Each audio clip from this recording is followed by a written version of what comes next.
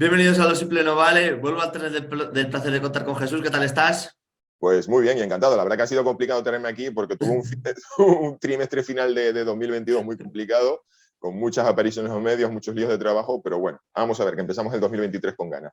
Bueno, siempre agradecer lo primero tu amabilidad con un medio como el mío, así que eso te lo agradezco. Bueno, Bueno, yo sí. me encanta, sí, me encanta poder hablar con todo el mundo. Yo creo que es que simplemente me gusta tanto contar mi batallita que en radio, televisión, periódicos, canales de YouTube. Y aparte que yo también tengo un canal ahí muerto, así que yo no hago ascos, o sea, a los medios más. De repente creo que aquí, por aquí sí llega gente que no se llega por otros sitios. O sea, que la gente que nos va a ver hoy, pues no va a estar viendo la tele cuando yo estoy, ni a lo mejor lee los medios de comunicación con los que yo colaboro. Así que yo no me parezca que haya medio que no sea importante a estas alturas de la vida. Bueno, la primera pregunta que te voy a hacer, que habéis hablado mucho sobre ello, es sobre los tanques Leopard. ¿Qué trascendencia tienen en cuanto a la guerra? Es mi pregunta. Y también los Abrams, que son menos, Mm. por así decirlo, los buenos, entre comillas, también te quería preguntar sobre ello. Bueno, más que menos, ser peores o mejores, yo creo que son menos idóneos para el ejército ucraniano. Pero vamos a ver, yo creo que, y esto lo he repetido cuando me han dejado, porque los periodistas me preguntan siempre la importancia de los Leopards van a cambiar la guerra. Y digo, pero que si este no es el tema, vamos a ver. Ucrania quiere realizar operaciones ofensivas en la siguiente fase de la guerra. Necesitan medios mecanizados.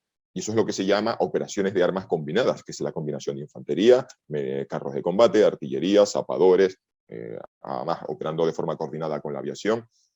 Y eso requiere muchos elementos. Eso es como, vamos a decir, sí, como hay un profesor de universidad, Pedro Rodríguez, que sale también en el Rojo Vivo y se enfada cada vez que utilizo yo símiles futbolísticos, pero es lo único que se me ocurre.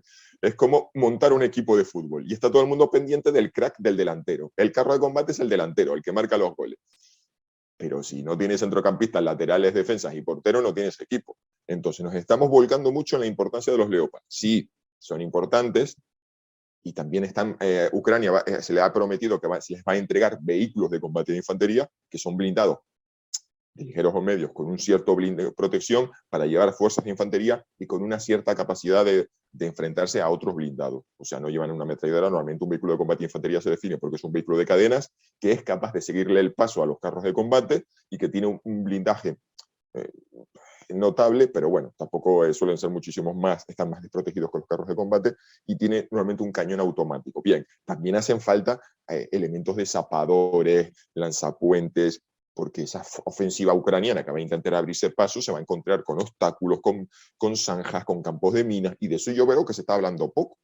Entonces, estos son los medios que necesita Ucrania para pasar a la ofensiva. Eso es lo importante, que Ucrania quiere llevar la iniciativa en la guerra, quiere poder lanzar sus fuerzas a reconquistar terreno, y para eso no lo puedes hacer ni con soldados caminando a pie, ni con soldados en camiones, ni con soldados en vehículos de ruedas. Necesita vehículos mecanizados. Entonces, esto es importante porque a Ucrania le va a permitir hacer eso. Ahora la pregunta es, ¿esa ofensiva va a ser exitosa? ¿Solamente con los carros de combate son necesarios, pero sí, pero son suficientes? Yo creo que no. Habrá que ver qué otros materiales se reciben. Y entonces ahora aparece, claro, se ha puesto hay una cosa curiosa, están unos diciendo que bueno, esto va a cambiar la guerra. Bueno, vamos a ver si los emplean bien, vamos a ver si Ucrania recibe otros medios adicionales que requieren para hacer esas operaciones de armas combinadas. Vamos a ver también que los rusos también, como dicen cuando uno hace planes de guerra, el enemigo también tiene voz y voto, porque con sus acciones, pues a lo mejor los rusos también lanzan una gran ofensiva de primavera. Está todo el mundo esperando que empiece la ofensiva de primavera, y a lo mejor estos medios mecanizados van a servir para taponar o para frenar a los rusos. A lo mejor los ucranianos no van a poder llevar la iniciativa. Entonces, ¿los carros de combate Leopard van a cambiar la guerra? No. ¿Van a permitir a Ucrania lanzar operaciones ofensivas? Sí, pues vamos a ver cómo, dónde y cuándo las van a hacer. Vamos a ver si tienen éxito, vamos a ver si los emplean correctamente. Porque las operaciones armas combinadas, pues otra vez, como el futbolístico, es mover sobre el campo de juego muchos elementos, y a lo mejor los ucranianos, pues no sé, a lo mejor no lo hacen bien. Recordemos, los rusos invadieron el país con los carros de combate en fila india. O sea, eso es un desastre. No hicieron operaciones, o sea, no iban en campo abierto a todo lo ancho por los prados, evitando las carreteras. No, iban por las carreteras en fila india. Entonces, si los ucranianos usan esos carros de combate Leopard mal, pues luego pasaremos de la euforia de estos carros de combate van a cambiar la guerra, pasaremos a otra vez como cuando el Estado Islámico destruyó varios carros de combate Leopard en Siria y empezarán a decir sobre todo los prorrusos que esto es un desastre, que esto es el fracaso de la industria occidental. Y digo, pero primero que los carros de combate, hay carros de combate indestructible e infalible. Y segundo, como todo arma, avión, buque o carro de combate, si no se usa correctamente, si no se usa con las tácticas y la doctrina adecuada, pues está condenada a ser machacada por un enemigo bueno, que también tiene armamento avanzado. Entonces, todo esto es para decir, ojo, cuidado, que aquí nos estamos montando una euforia con la entrega de los Leopard, de la que yo soy escéptico. Y mira, espero que esto quede grabado para cuando pasen acontecimientos y la gente empiece con las sorpresas de, oh, Dios mío, a mí me habían dicho que los carros Leopard iban a cambiar la guerra. No, cambiará la guerra si los ucranianos son capaces de lanzar operaciones de armas combinadas efectivas y eficaces. Y eso requiere también saber manejar.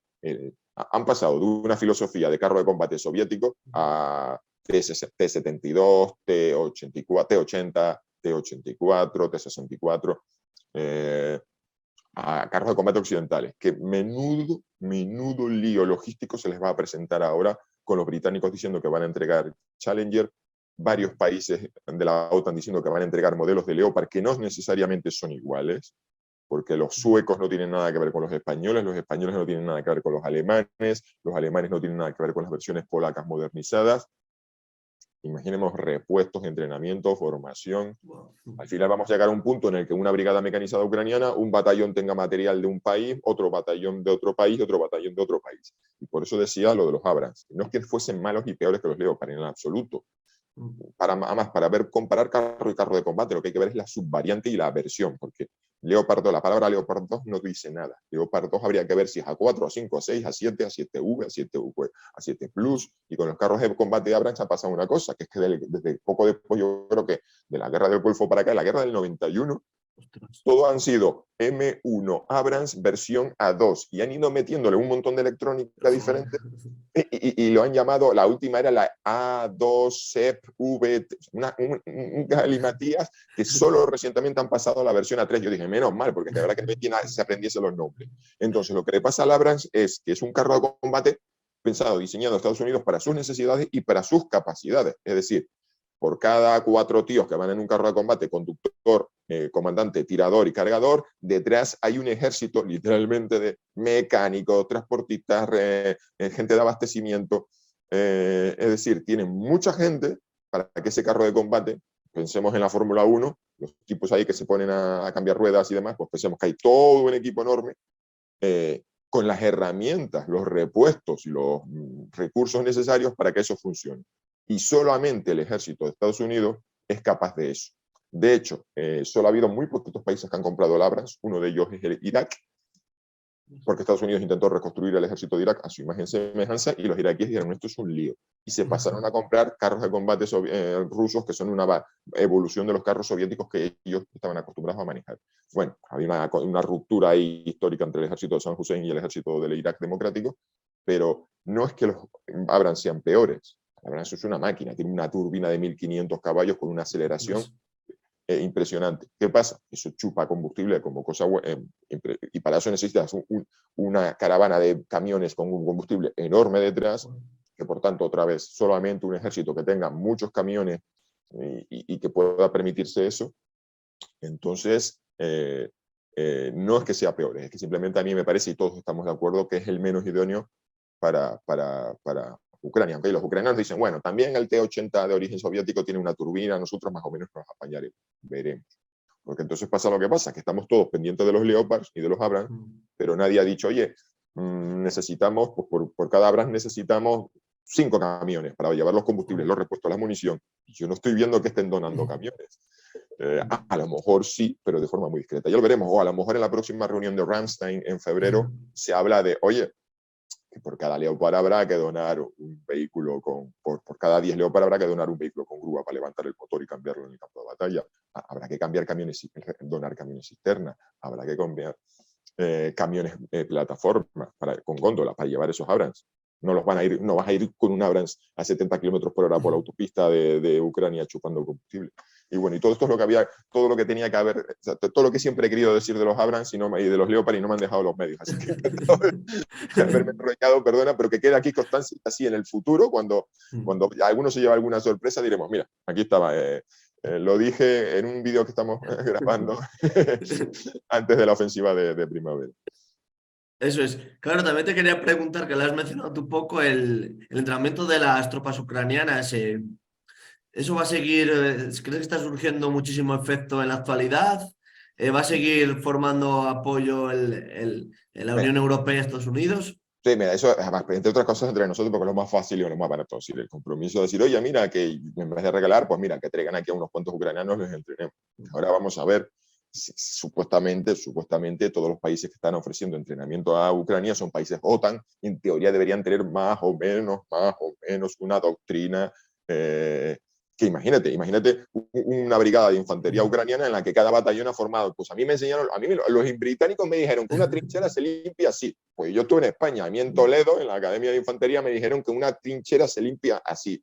Y el jefe de la brigada tirándose los pelos diciendo, es que no tengo dos batallones que operen igual entre nosotros, que eso también pasa en España, que me han dicho soldados, mira, aquí al final cada capitán, cada maestrillo tiene su librillo y nos sorprendemos los soldados de que en una misma brigada haya dos compañías de fusiles en los que se hacen las cosas diferentes. O sea que tampoco nos vamos a poner quisquillosos con esto. Pero entonces lo que me refiero es que sí, el entrenamiento va a seguir, la formación va a seguir porque se les ha estado formando y entrenando, por ejemplo, en el manejo de los sistemas de tierra-aire y los que se han ido donando, eso sí, se han formado y entrenado nuevas unidades. Me acuerdo, había, si lo digo mal, la 47 Brigada Aerotransportada, que en realidad no era, bueno, ni han hecho, no han hecho ni siquiera, yo creo que entrenamiento paracaidista allí de asalto de la transporte, en fin. Pero me acuerdo que habían pasado el Reino Unido y que tenían una serie de vehículos muy específicos. Y luego, o sea, que sí recuerdo de unidades que dicen, mira, esta unidad fue entrenada al Reino Unido, se les han entregado este material y están combatiendo aquí. Entonces sí, eso es muy importante y sigue. Entre otras cosas porque poner a soldados a formarse y entrenarse dentro de la propia Ucrania, pues bueno, ya sabemos que de vez en cuando cae algún misilazo en alguna base militar y ha habido a lo largo de la guerra, pues acontecer, como diríamos, momentos puntuales en el que en una base militar donde estaban durmiendo 150 soldados ucranianos ha caído un proyectil y han muerto muchos. Entonces ahora yo creo que para ellos es importante que se entrenen fuera y, por ejemplo, otra cosa también que está siendo importante es la producción de armamento y esto es otra cosa que lo están haciendo ellos muy discreto. De momento tampoco tenemos muchos datos, pero sabemos que empresas ucranianas de producción de armas, o sobre todo de munición, se han instalado en países vecinos.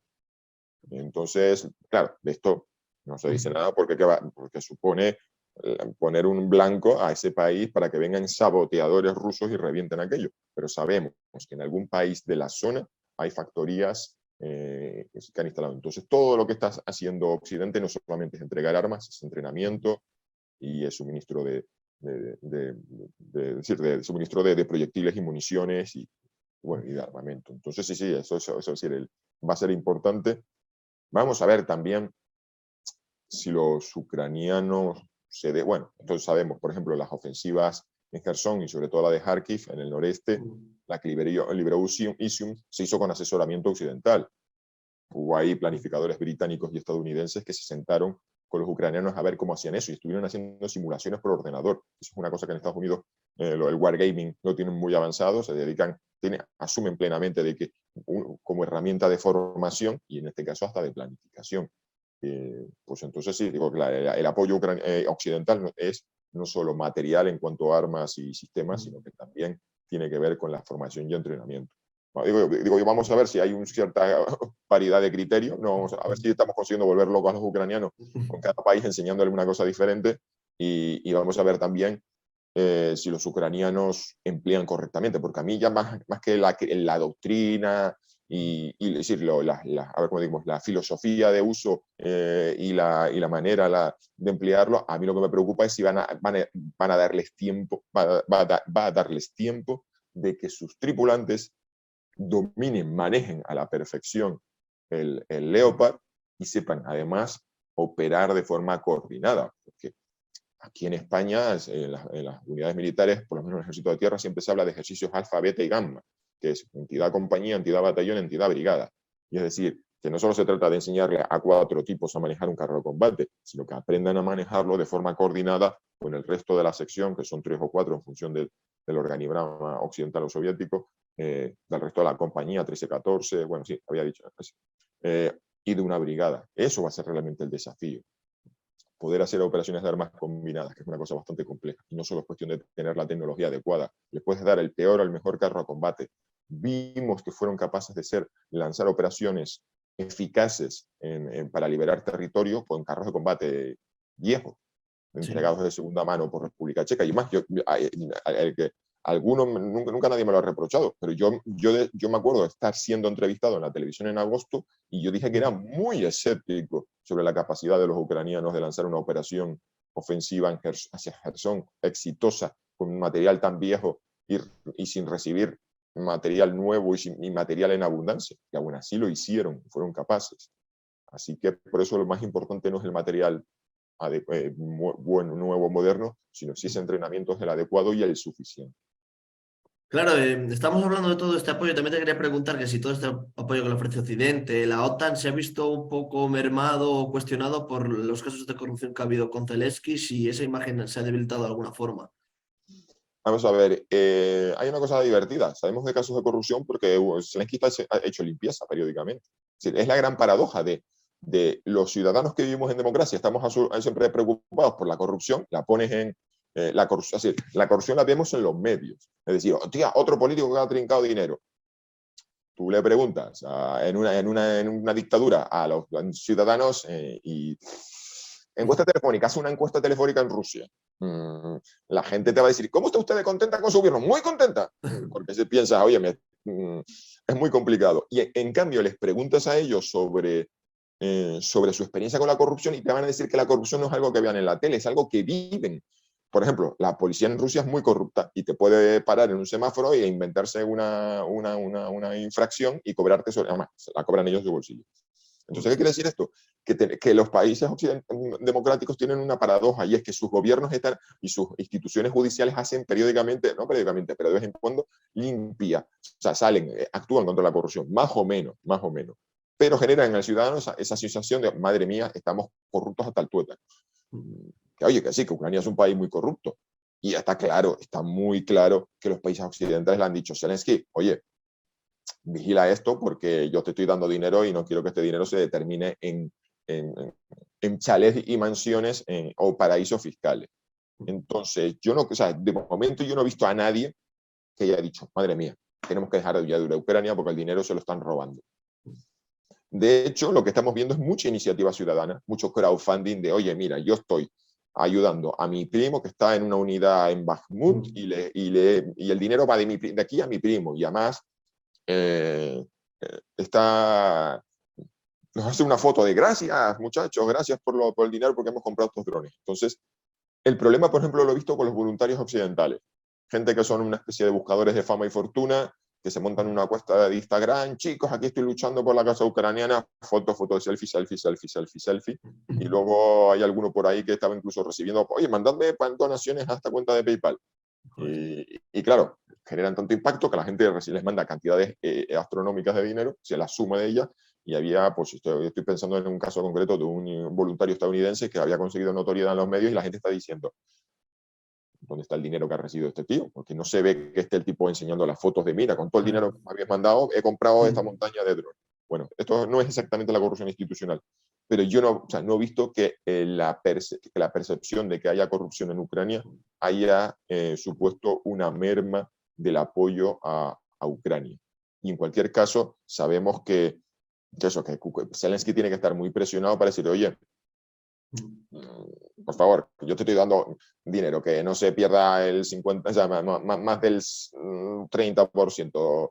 Al fin y al cabo, esto me recuerda un poco hablaba con alguien que trabajaba en las Naciones Unidas en el Programa Mundial de Alimentos y decían que ellos tenían que poner ayuda humanitaria en Afganistán y tenían que atravesar zonas de Pakistán y zonas de Afganistán donde tenían que pagar muchos sobornos. Y al final hacían un cálculo de que para que llegase una tonelada de comida a Kabul tenían que cargar esa tonelada más un factor o un porcentaje sea, porque al final era una cuestión técnica. No estoy diciendo de que la OTAN dice, bueno, para que les llegue 1 millón de euros en ayuda tenemos que entregar 3 porque 2 se van a perder por el camino. Pero, o sea, yo no creo que sea, no es un factor determinante la corrupción en la ayuda. Al fin y al cabo, los ucranianos han sido muy buenos en mantener la narrativa, es decir, han mantenido siempre, han conseguido caer simpáticos, eso es una cosa muy importante, es una lección que yo le estaba planteando el otro día decir, a alguien que estábamos pensando en un artículo para, ahora que colaboro todas las semanas en el Confidencial, y es qué lecciones podría sacar España de esta guerra. Y mire, yo una de ellas es el muy buen manejo que han tenido ellos de la narrativa y de presentarse. Es decir, que si España tuviese mañana un conflicto, seríamos capaces de conseguir que nos vean como los buenos, seríamos capaces de convencer a la gente de que merece la pena ayudarnos, que hay que ayudarnos y que necesitamos que nos ayuden. Y estoy pensando en el sur. O sea, que, es decir, que eso me refiero que es una lección muy buena. Creo que los ucranianos, por mucho que lo hayan hecho, por muchos esfuerzos que han hecho los rusos, no han conseguido que este tipo de cosas, o sea, que la gente en su cabeza piensa en los ucranianos como nazis corruptos y demás. Sí, hay nazis en Ucrania, sí, hay corruptos, pero yo creo que la ciudadanía occidental sigue entendiendo que hay que apoyar a Ucrania, que ha sido víctima de una agresión imperialista, de una guerra absurda y delirante. Y bueno, precisamente todo este conflicto surge con una fractura en el país porque hubo una parte de la sociedad ucraniana que quería ser occidental. O sea, ellos dicen, yo quiero parecerme a Occidente, a los países demócratas occidentales, con una economía de mercado, donde el dinero del gobierno se gasta en autopistas, en hospitales, no como en Rusia, que los hospitales son una mierda y las carreteras fuera de San Petersburgo y Moscú un desastre. Yo me quiero parecer a estos, no me quiero parecer a los otros. Y es un camino. Es decir, no se levantaron por la mañana siendo un país pro OTAN, pro Unión Europea, absolutamente occidentalizado con estándares. No, es un camino en el que han ido teniendo, bueno, me acuerdo, la policía la tuvieron que refundar de cabo a rabo, trajeron a una especialista en democratización y modernización de la policía de Georgia, me acuerdo que decir, la sociedad ucraniana está en un camino a ser un país más parecido a República Checa y Polonia que Rusia. Por el camino van pasando estas cosas. O sea, que me refiero que esto va a terminar la guerra y veremos a la sociedad ucraniana, porque estaba siendo muy consciente. Me acuerdo cuando, por ejemplo, después de cada bombardeo que reventaban calles, caían proyectiles y reventaban calles, en el ayuntamiento de Kharkiv rápidamente mandaban a operarios a asfaltar y tapar el hueco, como diciendo, no ha sido nada, ¿sabes? A las 24 horas la calle ya está reparada. Toma, Rusia. O sea, ni nos hemos dado por aludido con tu ataque. O sea, era una manera de mantener la moral de la población y decir, oye, mira, este ataque ha sido absurdo y no ha significado nada. Y claro, los ciudadanos ucranianos decían, sí, qué raro, en mi vida había visto yo al ayuntamiento arreglando un socavón en 24 horas. ¿Se va a ser así después de la guerra? Porque el ayuntamiento ha demostrado que es capaz de ser eficaz. Y las reparaciones de trenes y las reparaciones de electricidad. Imagínate dentro de un año después de la guerra que llames por una avería y dicen, no, te mandaremos un técnico a arreglarte la luz en un mes. Oye, me habéis demostrado que sois una sociedad capaz de funcionar de forma eficaz, con unos servicios públicos efectivos y la gente comprometida. Vamos a ver, digo, porque va a ser muy interesante la sociedad civil que va a salir de esta guerra. Es decir, la gente se ha organizado, la gente ha protestado, la gente le ha demandado a sus autoridades que sean eficaces, por eso es decir, vamos a ver transformaciones sociales muy interesantes en Ucrania después de la guerra. Sí, ahora te quería preguntar, cambiando un poco de tema y del otro bando, ¿qué importancia tiene en el conflicto el grupo Wagner? Que se habla mucho de él, de Soledad se ha estado hablando muchísimo. ¿Qué peso tiene en la guerra? Pues mira, ahí hubo un momento en la guerra que Rusia tenía unas bajas considerables. O sea, si uno mira los periodistas, hay gente que se ha dedicado a hacer simplemente esto ya no es una labor de obtención de fuentes abiertas. Mientras no hay cifras oficiales de muertos por parte del Ministerio de Defensa ruso, sí sabemos, porque en los medios de comunicación local, en los grupos de Facebook, en páginas de Facebook, sí salían las esquelas de oficiales, sobre todo los oficiales. Y uno veía quiénes estaban representados, es decir, qué unidades. Y eran la flor y nata de las Fuerzas Armadas rusas. Entonces fue un momento en el que Rusia intentó reclutar a inmigrantes de países de Asia Central, de alístate y te daremos la nacionalidad. Bueno, de la misma manera que hay extranjeros en las Fuerzas Armadas estadounidenses y extranjeros en las Fuerzas Armadas españolas. Se intentó reclutar a la fuerza a ucranianos de las zonas ocupadas por Rusia, que me parece una tragedia terrible, que tú seas ucraniano, te recluten a la fuerza, te metas en una unidad y te lanzan a luchar contra otros ucranianos. Bueno, Y no puedes escapar de ahí, porque ¿qué haces en un estado que no es para nada democrático como las repúblicas democráticas, las populares de Lugansk y Donetsk, que son dos agujeros negros de los derechos humanos y de las libertades, por cierto? Entonces, Rusia necesitaba fuerza. Entonces, al final, se tomó una medida muy impopular y muy costosa, porque es sacar gente de la economía, al fin y al cabo. Y además, se planificó y se ejecutó mal, como lo dicen los propios rusos, lo de la movilización de reservistas. Entonces, Rusia necesitaba una fuerza de choque que sustituyera, pues, ante la pérdida, pues, las fuerzas aerotransportadas, la infantería de marina, todo lo que se considera ahí élite, los Spetsnaz, pues nada. Pues entonces entró en acción la empresa militar Wagner, que por cierto, es curioso cómo Rusia siempre negó que tuviera empresas militares privadas. Yevgeny Prigozhin, el dueño de Wagner, le puso una demanda en el Reino Unido, por cierto, que es una cosa delirante. El gobierno, un ciudadano ruso le pone una demanda a un investigador y a un grupo de periodistas británicos en el Reino Unido. Me están difamando, me están diciendo que yo soy el dueño de una empresa de mercenarios. Y por cierto, aquí en España tenemos también una demanda de las autoridades marroquíes al periodista Ignacio Sembrero. O sea, que tenemos a gobiernos autoritarios y dictatoriales haciéndole la guerra a comunicadores, periodistas e investigadores occidentales en nuestro propio suelo.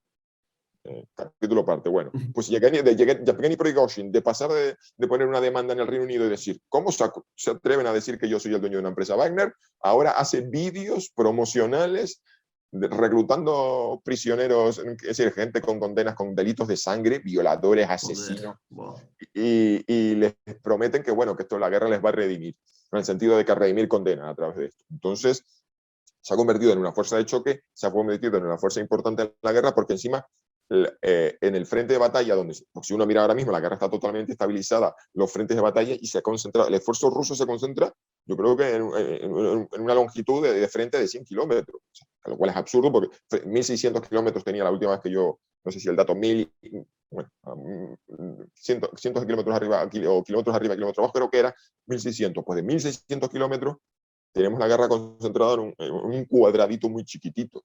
Y ahí están los de Wagner. Y además, con un desprecio a la vida de su propia fuerza, que lo que todos interpretamos es, Wagner considera que logros y victorias militares a cualquier coste repercuten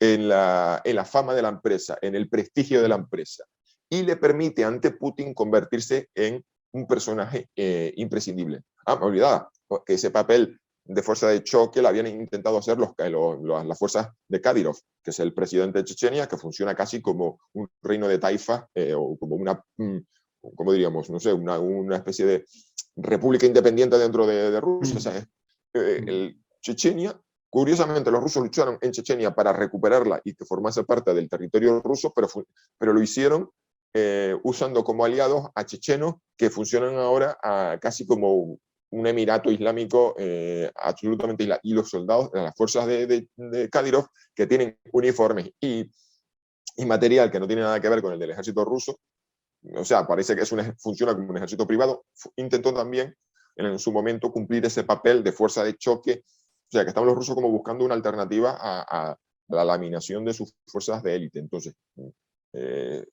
Wagner tiene ese papel, no está dispersa por todo el frente de batalla, no está en todas partes, está ahora mismo concentrada justo donde donde tienen lugar los combates más intensos, y vamos a ver qué papel, porque Wagner la tenemos presente, la hemos tenido en Libia, en Siria y en el Sahel, y se está convirtiendo en la punta de lanza de la penetración rusa en África, porque llega Wagner y le presenta a los dictadores de turno y dice, mira, yo te entreno a la Guardia Presidencial, porque la principal preocupación de cualquier dictador africano es que le den un golpe de Estado a los de su propio ejército. Si yo te entreno a la Guardia Presidencial, forma tu ejército, te vendo material ruso y bueno, y a cambio, si tú no tienes liquidez, pues me haces concesiones de minas o de recursos naturales, que fue el modelo que inauguró una empresa sudafricana que se llamaba Executive Outcomes en los 90, lo de servicios a cambio de concesiones de minas. Y entonces yo creo que ahora mismo no es un factor determinante en esta guerra, sí es un instrumento, una herramienta muy importante dentro de la política exterior rusa. Y la última pregunta que te lanzo, me parece la situación en Bakhmut está siendo muy, muy complicada, ¿no? Sí, a ver, esto me recuerda mucho a la primavera del 2022, cuando los rusos decidieron retirarse después de haber sido vapuleados a las afueras de las ciudades del norte, Kiev, Chernihiv, Sumy, Kharkiv, lo que ellos llamaron una retirada estratégica, lo llamaron, Mm. bueno, fue una finta, bueno, en fin, fue una derrota. Y entonces concentraron todos sus esfuerzos en el Donbass, eh, que fue cuando estaban combatiendo, era, a ver si lo digo bien, Sloviansk, bueno, sí, el corazón minero industrial del norte. Madre mía, ahora se me acaba de ir el santo al cielo con el nombre de la ciudad. Bueno, pero concentraron todos sus esfuerzos en un grupo pequeño de ciudades. Lysychansk, perdón, no, Sloviansk y Kramatorsk todavía están en manos ucranianas. Lysychansk era una, Severodonetsk y Lysychansk. Menos mal, se me acaba casi, de madre mía. La tensión del país se pasa de una esquina a otra y se me van olvidando hasta los nombres. Bueno, pues los rusos concentraron todos sus esfuerzos en una zona, en una época en que los ucranianos no tenían artillería equivalente, o si no habían sido ni los HIMARS ni los M777. Y fue un momento en el que los propios ucranianos reconocieron que estaban teniendo un número muy alto de bajas. Entonces estamos en una situación parecida en la que hay una cierta estabilidad en todos los frentes y los rusos han concentrado todas sus fuerzas para intentar romper un frente. ¿Qué pasa? Que esa zona del frente era la parte de la línea de control o de la línea de contacto, perdón, de entre el 2015 y 2022. Es decir, mientras los rusos avanzaron muy rápido en zonas que invadieron en el 2022, en el 24 de febrero, han estado empujando en una zona donde ya estaban los ucranianos atrincherados desde el 2015. Entonces han avanzado muy lentamente, muy costosamente, y el objetivo final es llegar al corazón de las principales ciudades, es decir, Bakhmut es simplemente el paso intermedio para llegar a Kramatorsk y a Sloviansk. Kramatorsk es la ciudad más grande de la zona. Entonces ellos podrán ya decir, hemos conquistado la mayoría, la totalidad de la provincia del Donetsk. ¿Qué tiene de importancia Bakhmut? Ninguna. Es simplemente el paso intermedio para llegar allí. Y lo están haciendo a un ritmo muy lento, con un nivel de bajas terribles, que estamos todos pensando que vamos a hacer una nueva movilización de reservistas, porque los rusos podrán colocar la bandera en Bakhmut, dirán, ha sido una gran victoria. La pregunta es, ¿y qué reserva les va a quedar a esta gente para poder lanzar operaciones en otras partes? Aparte ya está de lo que yo he dicho, de que a los presidiarios que se les ha dado, que se les ha permitido permutar condenas por combatir en la guerra, pues se han utilizado como material fungible. Y se habla de hasta 80% de bajas entre muertos y heridos en algunas unidades de presidiarios. Luego te lo presentan y dicen, mira, fulano de tal, combatió, mató a su madre con un hacha. Bueno, me estoy inventando, son historias así de terribles. Gente que mató a su mujer, a su padre, a su suegro, violó niños, pero bueno, mira, combatió y fue el que conquistó una posición ucraniana después de una batalla donde perdió todo su pelotón. Bueno, pues cosas así terribles. Entonces, incluso consiguiendo lo que se proponen, no entiendo qué ventaja obtienen los rusos a corto plazo. Sí, dicen, venga, esto es un paso más, pero los ucranianos seguirán atrincherándose y ocupando posiciones defensivas, con lo cual, como a un ritmo de, como decía alguien, no, estamos avanzando a 7 metros al día. Lo decía en la televisión rusa, ojo. Joder. O sea, no es como las posiciones de Gerson, porque tú dices, oye, ¿por qué era importante Gerson? Gerson era el tercer principal puerto de Ucrania. Controlar el río Dnipro les permite a los ucranianos exportar, la desembocadura del Dnipro les permite exportar, o sea, tiene una importancia. La liberación de Gerson tiene una importancia para la economía ucraniana, tiene una importancia para la Ucrania que va a surgir después de la guerra. Si los rusos consiguen conquistar Bakhmut y mañana acaba la guerra, entre nosotros, hay un sector importante de los ucranianos que dicen, mira, que el Donbass se lo quede. Ya asumen que, mira, hay un sector ahí importante de gente que no quiere ser rusa, perdón, no quiere ser ucraniana. Los que querían ser ucranianos se han largado de allí porque la vida se la hicieron imposible, ahora les era imposible, o les era materialmente imposible en dos provincias separatistas, o dos territorios, dos repúblicas separatistas aisladas que no reconocía a nadie. Ahora eso forma parte de la Federación Rusa de facto. Entonces, ellos dicen, mira, es una parte del país que estamos dispuestos a desprendernos. Crimea es otra cosa, pero por lo menos el Donbass, hay parte del Donbass que los ucranianos entienden que si se pierde, pues no va a ser una tragedia y que en una mesa de negociaciones yo me imagino que ellos van a decir, mira, estamos dispuestos a renunciar a parte del Donbass, pero yo quiero garantías de que no haya una tercera guerra. Y eso, es decir, entonces vamos a ver, porque al final todo lo que ahora se está presentando como grandes tragedias, derrotas, victorias y demás, puede verse muy cambiado cuando se llega a la mesa de negociación. Yo no voy a decir, no es ganar el partido en los despachos, pero cuidado con el cambio de significado total de las cosas que están pasando si tenemos luego posteriormente unas negociaciones que lleven las cosas en una dirección opuesta. Me explico. Es decir, que a lo mejor los rusos van a considerar una gran victoria conquistar el Bakhmut, lo podrán presentar como su gran victoria. Vamos a ver que el día que los rusos pongan la bandera en Bakhmut, una localidad que tenía antes de la guerra 10.000 habitantes, tampoco perdamos la perspectiva, lo van a poner a la misma altura que conquistar que la liberación de Gerson, porque necesitan resarcirse, necesitan poder presentarle una buena noticia a los suyos. Y los prorrusos, y estoy hablando incluso los españoles, lo van a llevar, ¡buf!, lo van a poner por encima. Pero la pregunta es, ¿y qué significado tiene eso? Porque luego veremos cuando termine la guerra y se negocie, pues, oye, mira, quédate con el Donbass, vale, muy bien. Mientras Ucrania permanezca un país soberano con su salida al mar, con sus puertos bajo control y mantengan, vamos a ver también qué va a pasar con la ofensiva de primavera en toda la zona de Kremina, Svatove y las ciudades que están al norte de este sitio donde se está combatiendo, porque puede una cosa afectar la otra. Es decir, una contraofensiva ucraniana puede desestabilizar el frente ahí o viceversa. O sea, todavía nos queda esperar esa ofensiva de primavera y yo creo que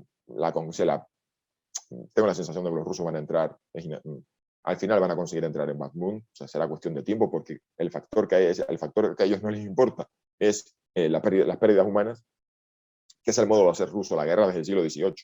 Ante fracasos operacionales y tácticos, pues nada, meter leña, o meter carbón en la maquinaria y utilizar el factor humano como desestabilizante. En una sociedad, además, que autoritaria, perdón, con un sistema autoritario, sin control de medios de comunicación, sin medios de comunicación libres, y con un elemento cultural de fatalismo y resignación, es decir, que la sociedad rusa diga otra guerra en la que mueren muchos muchachos.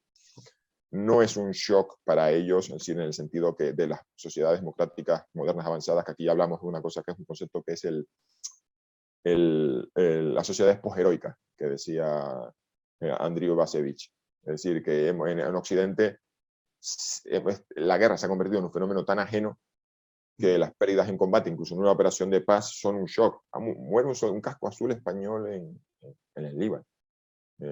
Mueren 4 soldados en Afganistán. O sea, el shock que en las sociedades occidentales genera incluso pérdidas pequeñas, también es verdad que en tiempos de paz, pues la pérdida de militares, pero que el shock que nos genera como sociedad en Occidente no es comparable al ruso, entre otras cosas, pues porque no tienes a una prensa libre que diga, señores, están muriendo como carne de cañón nuestros muchachos en Bakhmut. Y aparte, pues porque hay un elemento ahí que no sé cómo ponderarlo, no sé cómo decir, es importantísimo, es importante, tampoco ponernos esencialistas culturales no me gusta, así decir, no, es el alma rusa, pero, o sea, que Wagner está empleando como carne de cañón a sus presidiarios, hay muchos reservistas también que están siendo usados como carne de cañón, creo que es inevitable que los rusos entren en Bakhmut, pero no va a cambiar la guerra, no creo que haya un desplome de los ucranianos, simplemente retrasarán posiciones.